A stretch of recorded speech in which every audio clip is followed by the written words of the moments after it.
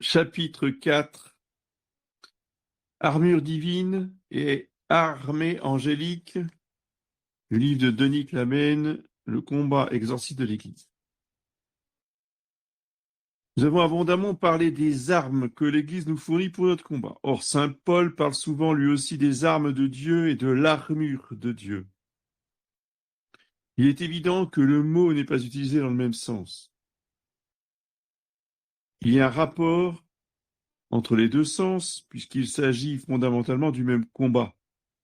D'ailleurs, Léon XIII introduit sa prière à Saint Michel par le passage même de saint Paul aux Éphésiens qui parle de ce combat spirituel.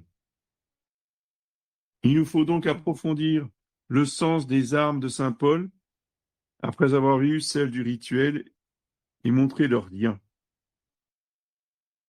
Disons d'un mot, pour tout résumer, que saint Paul donne les principes spirituels de la force divine contre l'enfer, tandis que le rituel romain nous donne des sacramentalisations au sens large de cette force telle qu'elle est médiatisée, au sens théologique de moyen.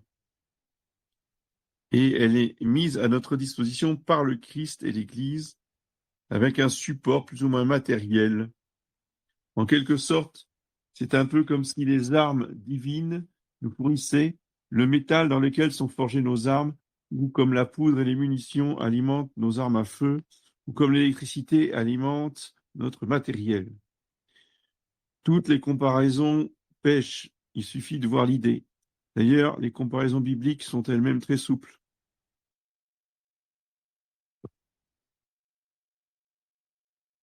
Épître de saint Paul aux Éphésiens, chapitre 6, verset 10 et suivant. En définitive, rendez-vous puissants dans le Seigneur et dans la vigueur de sa force. Revêtez l'armure de Dieu pour pouvoir résister aux manœuvres du diable. Car ce n'est pas contre des adversaires de chair et de sang que nous avons à lutter, mais contre les principautés, contre les puissances et contre les régisseurs de ce monde de ténèbres, contre les esprits du mal qui habitent dans les espaces célestes. C'est pour cela qu'il vous faut endosser l'armure de Dieu, afin qu'au jour mauvais, vous puissiez résister et après avoir tout mis en œuvre, rester ferme.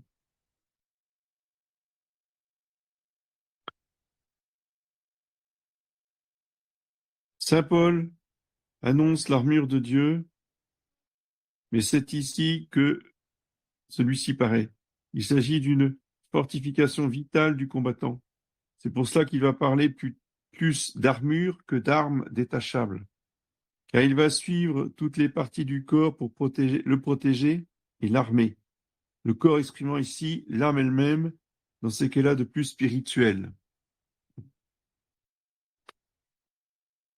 Son idée essentielle est donc dans sa première phase,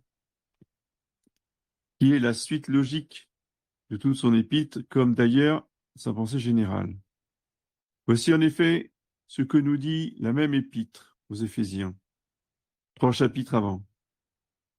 Il daigne, selon la richesse de sa gloire, vous armer de puissance par son esprit, pour que se fortifie en vous l'homme intérieur, que le Christ habite en vos cœurs par la foi, et que vous soyez enracinés, fondés dans l'amour. Ainsi, vous recevrez la force de comprendre, avec tous les saints, ce qu'est la largeur, la longueur, la hauteur et la profondeur.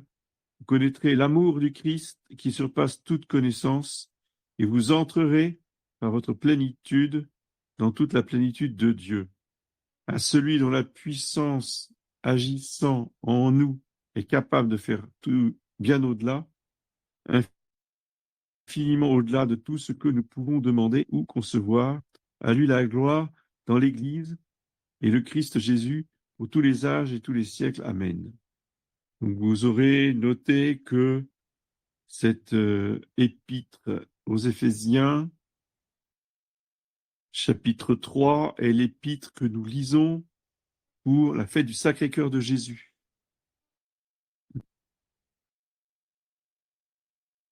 Il s'agit donc de force vitale, qui est évidemment spirituelle puisque divine.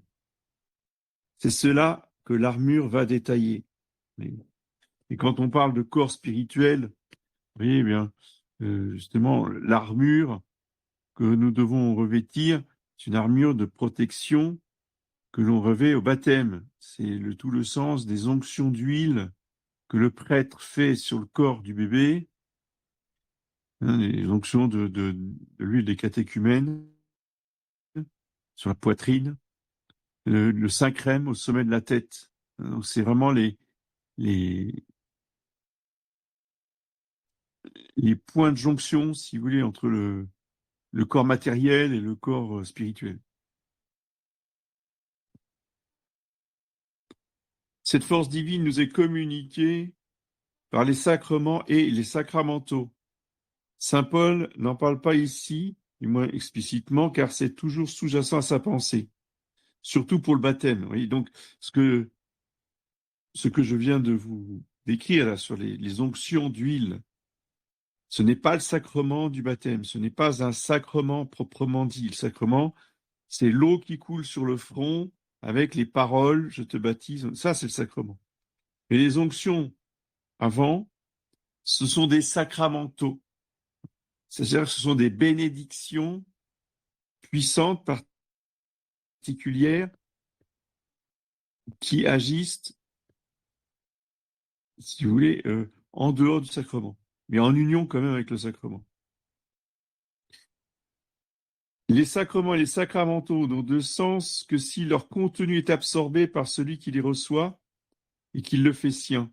C'est pourquoi, entre autres, l'Eucharistie ne peut nourrir un non baptisé ni une âme morte qui sont dépourvus de tout élément assimilateur.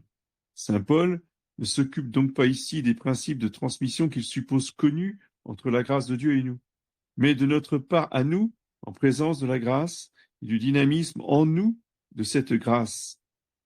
Les deux sont indissolublement liés. C'est le principe même de la vie. Il nous dit en substance, soyez fortement vivants de cette vie divine qui est bien plus fortement vivante en elle-même que tout ce que vous êtes et pouvez imaginer. De sorte qu'on a ce perpétuel paradoxe qui traverse tout le christianisme. D'un côté, le chrétien possède le Christ. C'est une richesse infinie. De l'autre côté, il ne fait sien le Christ que selon sa correspondance à la grâce. Et là, la mesure en varie d'un individu à l'autre. C'est toute la parabole du semeur. La même semence donne de 0 à 100 selon les terrains, c'est-à-dire selon la libre réponse que donne chacun. Il y a aussi des degrés dans le don de Dieu, puisqu'il aura été beaucoup donné, il sera beaucoup demandé. Donc, sur certains terrains, Dieu met 100 grains ou 100 semences, et puis sur un autre terrain, il met que 50 semences, sur une autre partie du terrain, il met 10 semences. Ça, c'est selon le bon vouloir de Dieu, mais il sème toujours. On peut donc avoir de formidables contrastes, comme entre le prêtre et l'apôtre Judas, entre la Vierge Marie et le dernier des pécheurs. Le sacerdoce, c'est le summum du don sacramentel, puisqu'il donne jusqu'à une identité mystérieuse avec le Christ tête, ce qui dépasse toutes les créatures. Marie est le summum de la correspondance au summum de la grâce, qu'elle a tellement faite sienne qu'elle a contracté avec elle une sorte de mystérieuse identité. Tout le programme divin étant le mariage du Christ et de l'Église, il nous faut sans cesse conjuguer la part de l'époux, qui est le Christ, et la part de l'épouse, qui est l'Église. C'est à quoi saint Paul nous entraîne le plus vigoureusement qu'il peut avec des paroles et des prières. Il veut que nous fassions nôtre la force de Dieu. C'est l'ambition de Dieu lui-même pour nous, que nous utilisions sa force. Et c'est ce que jalouse l'orgueil, dont l'ambition réelle est diamétralement inverse, justement, il est mensonge. Les armes exorcistes que nous avons vues au chapitre précédent correspondent donc à la partie qui est appartient à Dieu, du combat exorciste. Elles nous sont nécessaires car sans cette partie, nos efforts seraient vains, même s'ils étaient héroïques. Si elles ont une certaine sacramentalisation, cela tient à l'ordre fixé par Dieu pour nous, ordre qui régit toute notre vie sur la terre, et auquel on ne peut se soustraire sans se soustraire à la grâce dont il est porteur. L'armure divine dont nous parle ici saint Paul correspond à ce qui, étant d'abord en Dieu, doit devenir nôtre d'une manière vitale, d'une manière concrète, d'une manière réelle. Un passage de l'Évangile illustre parfaitement ceci. Ce n'est pas en disant « Seigneur, Seigneur » qu'on entrera dans le royaume des cieux, mais en faisant la volonté de mon Père qui est dans les cieux. Beaucoup me diront ce jour-là « Seigneur, Seigneur », n'est-ce pas en ton nom que nous avons prophétisé, en ton nom que nous avons chassé le démon, en ton nom que nous avons fait des miracles. Alors je leur dirai en face, jamais je ne vous ai connu, écartez-vous de moi, vous qui commettez l'iniquité. Ceci montre bien que le pouvoir que Jésus a donné à ses apôtres de chasser les démons, comme de faire des miracles, restait un pouvoir à lui. Il ne faudrait surtout pas le mépriser, ni vouloir échapper à l'ordre par lequel Jésus a voulu le voir utilisé par toutes sortes de mains humaines, ni vouloir s'en passer, sous prétexte qu'il n'est pas par lui-même à nous. Ce serait agir comme le mauvais serviteur qui a peur d'utiliser le talent qui lui est confié. Mais il faut faire ce que dit saint Paul. Il faut faire nôtre le plus possible cette force divine que nous avons entre les mains. Ce n'est pas en ne l'ayant plus que nous la ferons nôtre, mais en assimilant en nous ce qui en est assimilable par nous. C'est-à-dire en nous unissant, ça c'est moi qui commente, en nous unissant au Saint-Esprit et en demandant les 7 dons du Saint-Esprit pour que cette force divine nous soit communiquée jusqu'à l'intime de l'âme. Oui. Saint Paul a donc en vue ici d'abord le combat que chacun mène pour son propre salut. Il ne parle pas des exorcismes qu'on fait sur les autres.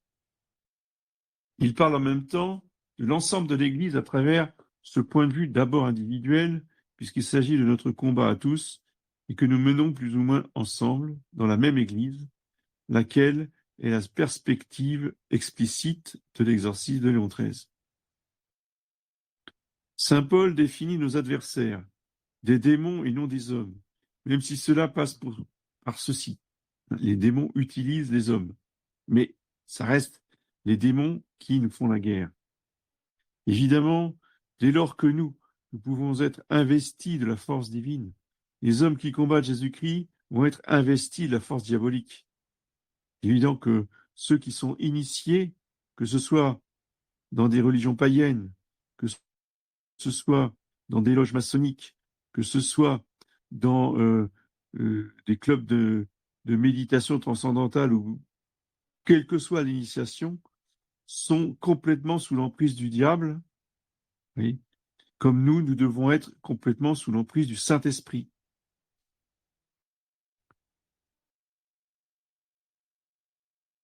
C'est justement parce que le diable ne chôme pas, continue Claben, dans son investissement de ces hommes, avec tous ces démons, que les chrétiens doivent se renforcer en Dieu. Ce double investissement étant destiné à aller crescendo, comme la croissance du bon grain et de l'ivraie jusqu'à la moisson. Gare à nous si nous ne soutenons pas la symétrie. La disproportion des forces serait alors fatale pour nous. C'est exactement ce dont nous prévient saint Paul, afin qu'au jour mauvais, vous puissiez résister. Ce jour, c'est la réplique générale de l'heure de la puissance des ténèbres qui marqua la passion du Christ. Si saint Paul nous prévient d'avance et nous précise qu'il faudra tout mettre en œuvre pour pouvoir rester ferme, c'est que rien ne sera de trop et qu'il n'est pas trop tôt pour s'y préparer, spécialement par la prière et la correspondance vitale et vigoureuse à l'appel de la grâce, pour que ce jour nous trouve prêts comme les vierges sages et non comme les vierges folles. Les prophètes de l'Ancien Testament nous ont prévenus dans le même sens.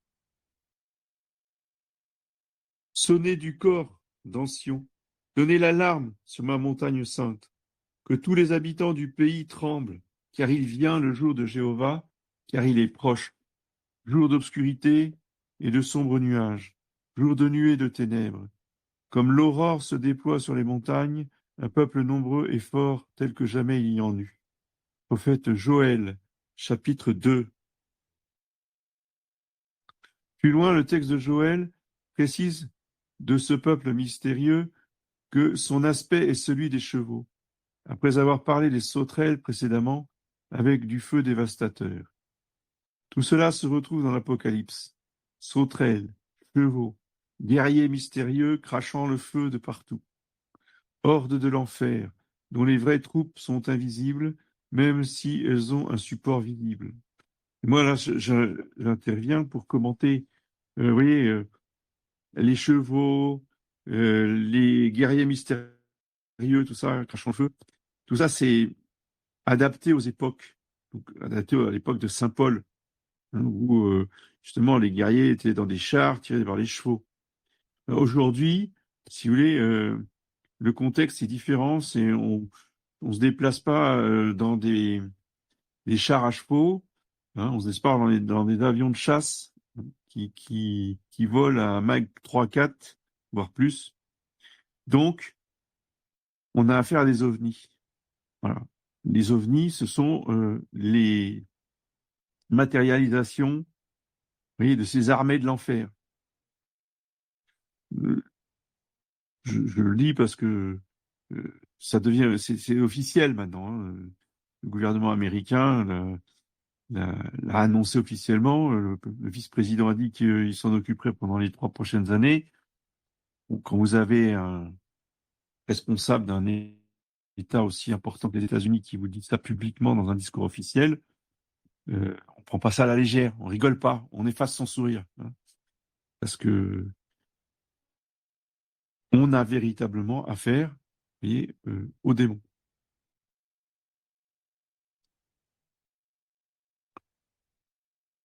Saint Paul continue dans son épître aux Éphésiens, chapitre 6, 14. Tenez-vous donc debout, avec la vérité pour ceinture, la justice pour cuirasse, et pour chaussure, le zèle à propager l'évangile de la paix. Ayez toujours en main le bouclier de la foi, grâce auquel vous pourrez éteindre tous les traits enflammés du mauvais. Enfin, recevez le casque du salut et le glaive de l'Esprit Saint, c'est-à-dire la parole de Dieu. Et donc la parole de Dieu, c'est un glaive à 2 tranchants.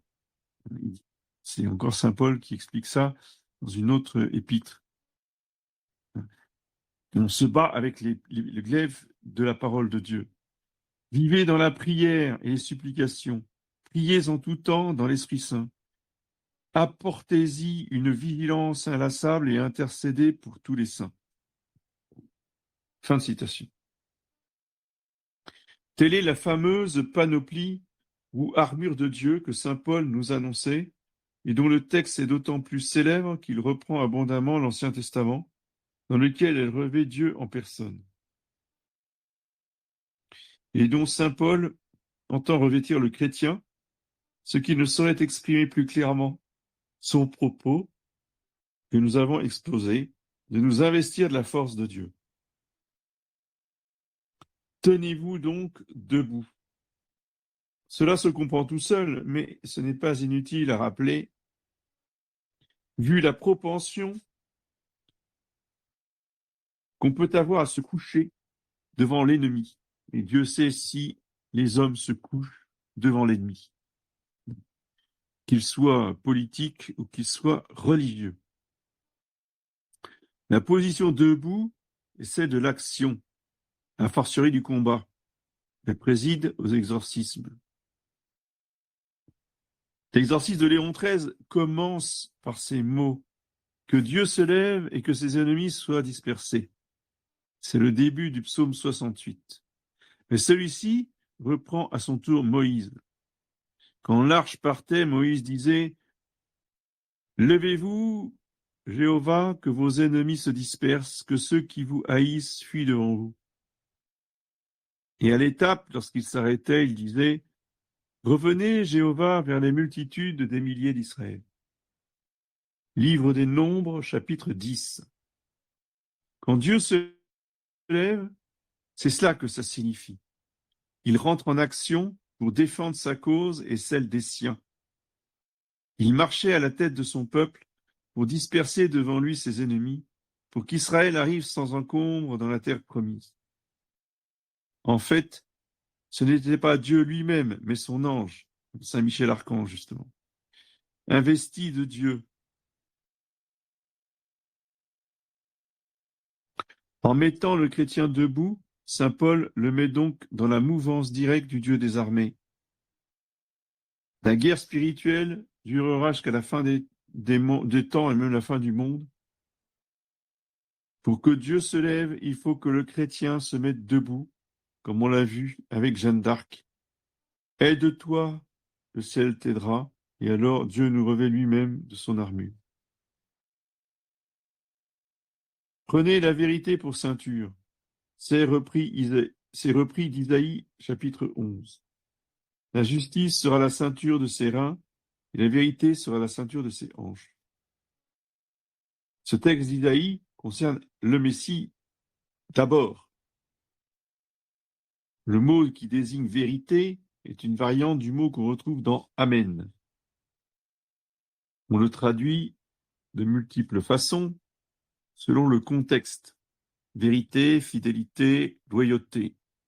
C'est un des attributs divins, souvent couplé avec la miséricorde, qui signifie qu'on peut toujours compter sur Dieu, qui ne ment jamais, qui ne déçoit jamais, qui ne change jamais.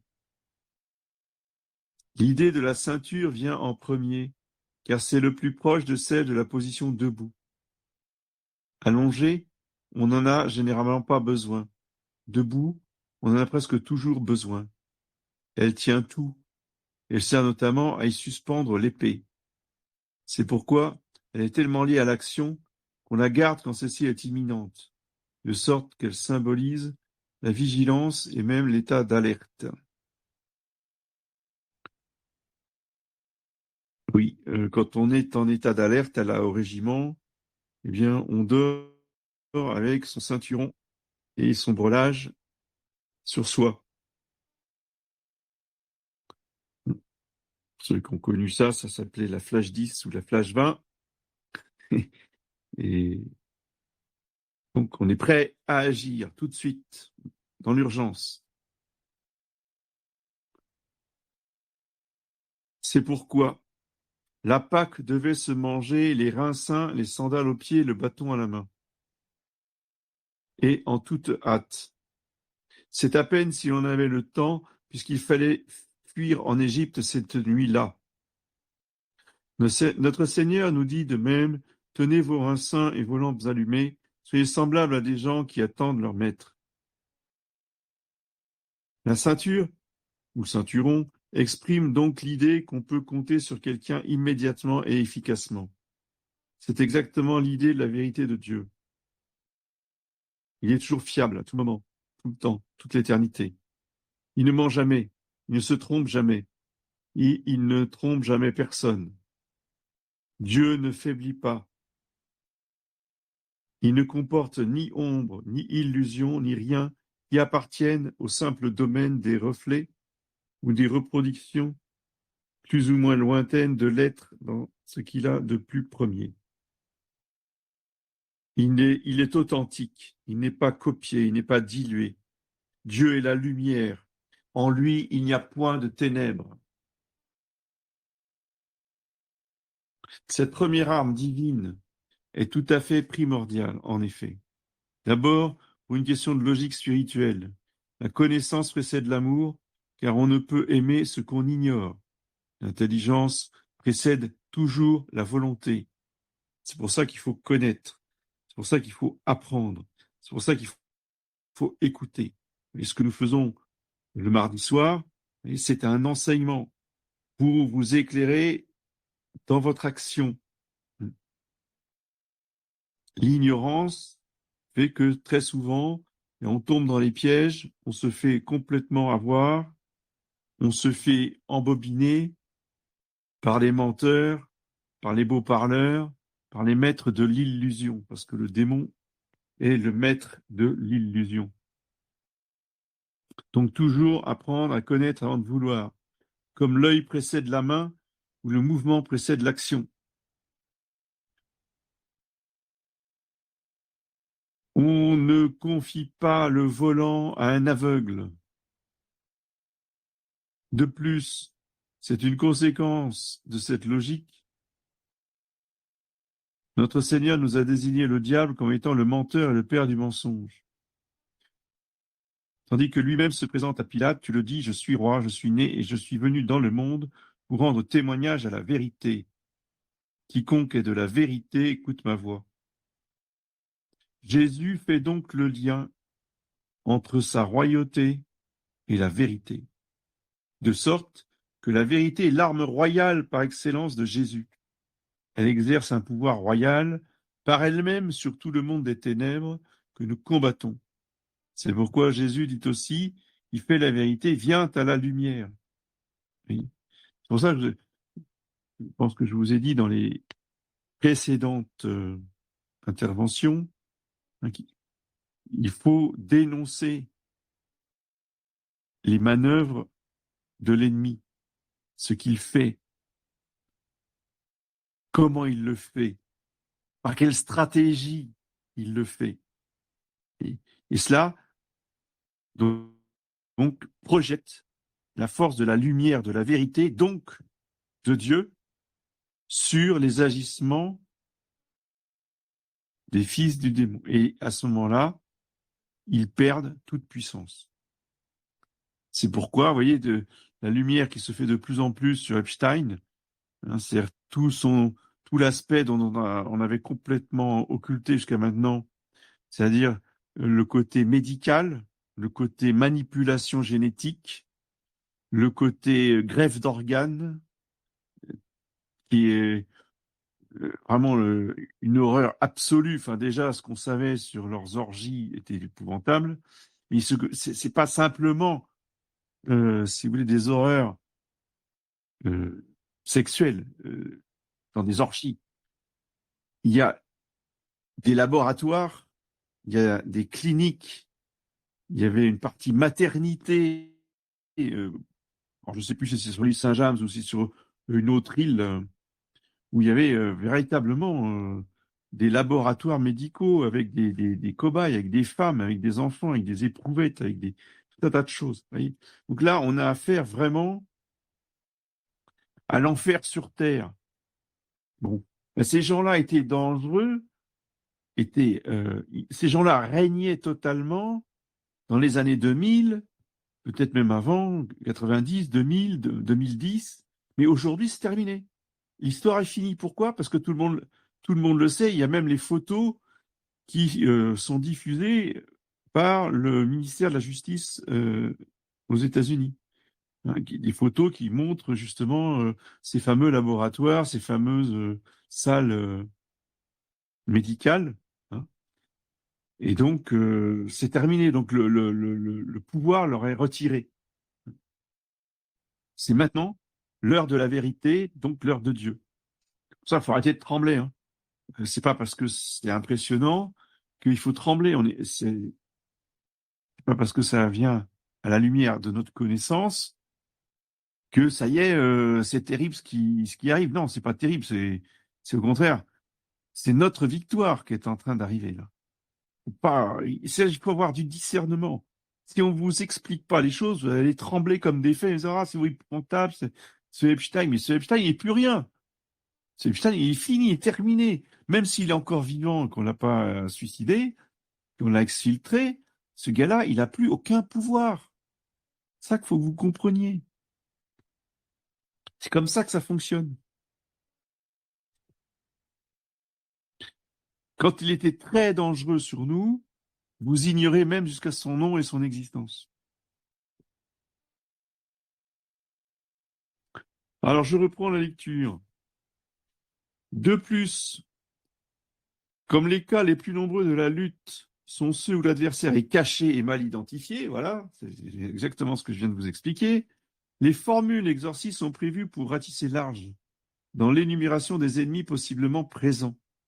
Je t'exorcise tout esprit impur, tout fantasme, toute légion, réunion ou secte diabolique. Donc, on ne veut en oublier aucune. Donc, évidemment que lorsqu'on récitait cet exorcisme, on englobait Epstein et toute sa bande, mais pas que. Tous les fils du démon sur toute la planète. Ces précisions peuvent paraître une redondance de style, alors qu'elles sont d'une importance capitale que l'Église connaît par sa longue expérience. Il faut même être encore plus précis quand on le peut, car une des ruses de l'ennemi est de s'abriter derrière le fait qu'il n'est pas concerné. Il n'y a qu'à voir comment font les menteurs d'une part, les enquêteurs et les juges d'instruction d'autre part, pour mesurer le prix de la vérité et de la précision.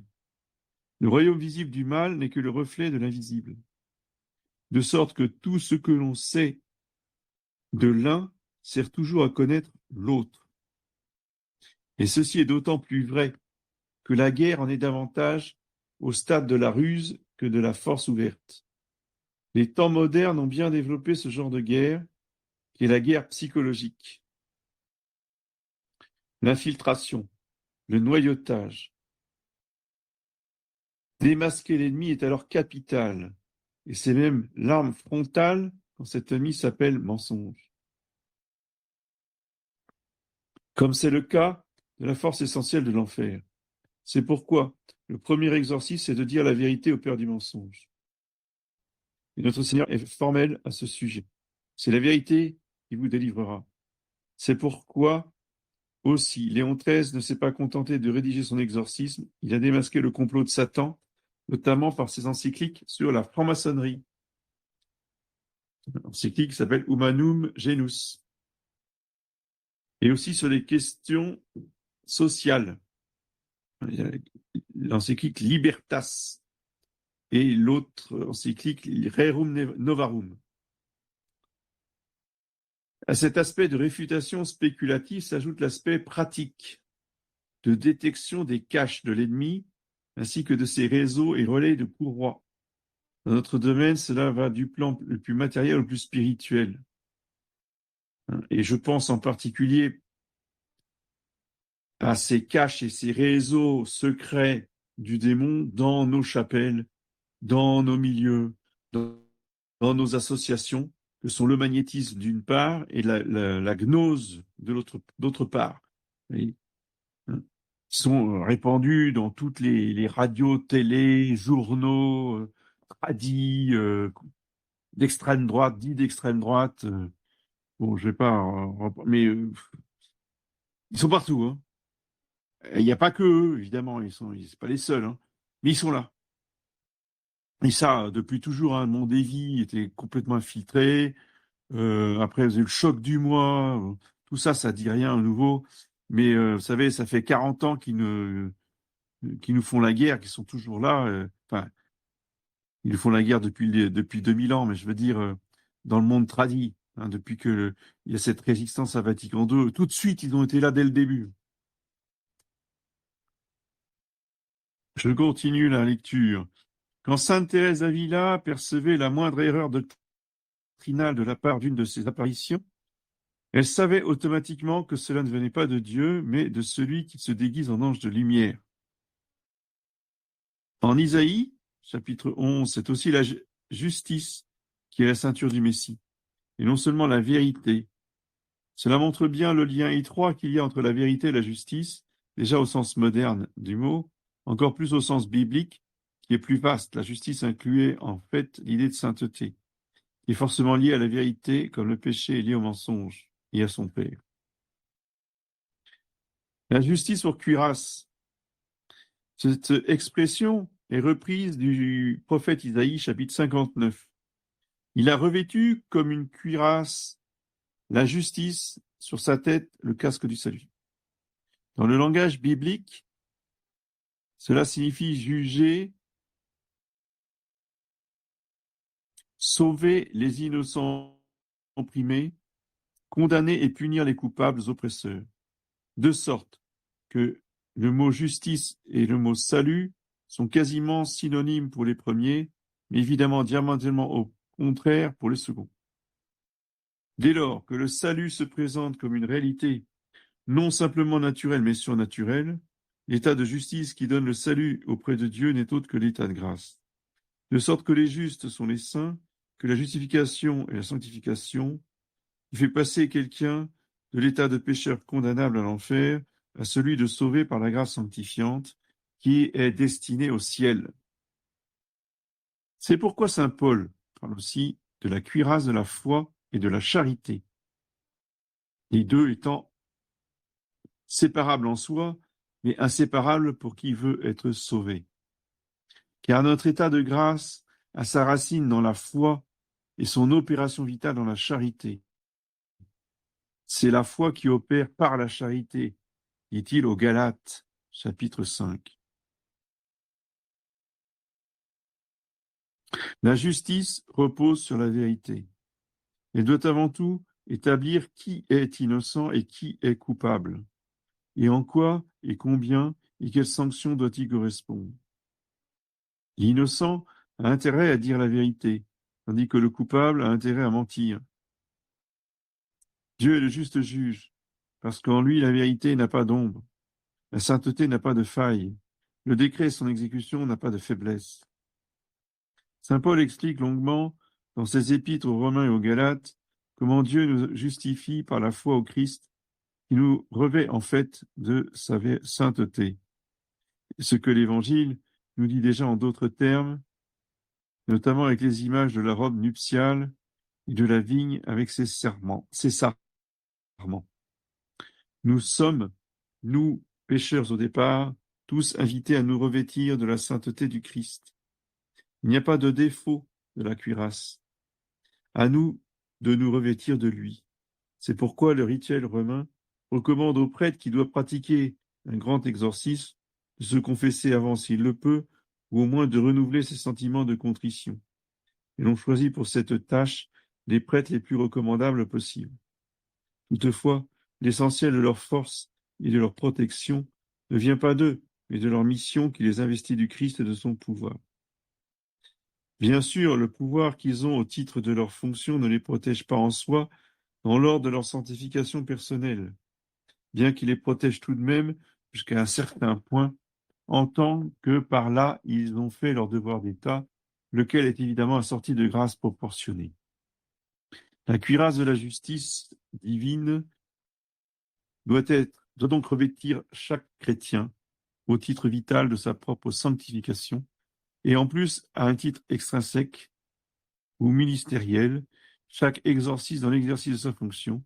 Les deux plans ne sont pas identiques, mais évidemment solidaires. D'autant plus que la justice de Dieu, étant souverainement efficace et irrésistible, est souvent synonyme de victoire, comme elle est de salut. C'est la victoire de la grâce et la gloire du ciel qui importe pour Dieu à travers les victoires de délivrance exorciste, au point que Dieu permet certaines possessions pour les bénéfices supérieurs de grâce qu'il retire de la sainteté de leurs victimes, car un possédé en état de grâce peut sauver beaucoup d'âmes par ses souffrances et parvenir lui-même à cette voie paradoxale et douloureuse à une haute sainteté. Il y a des exemples célèbres comme Marie des Vallées et Marie-Thérèse Noblet.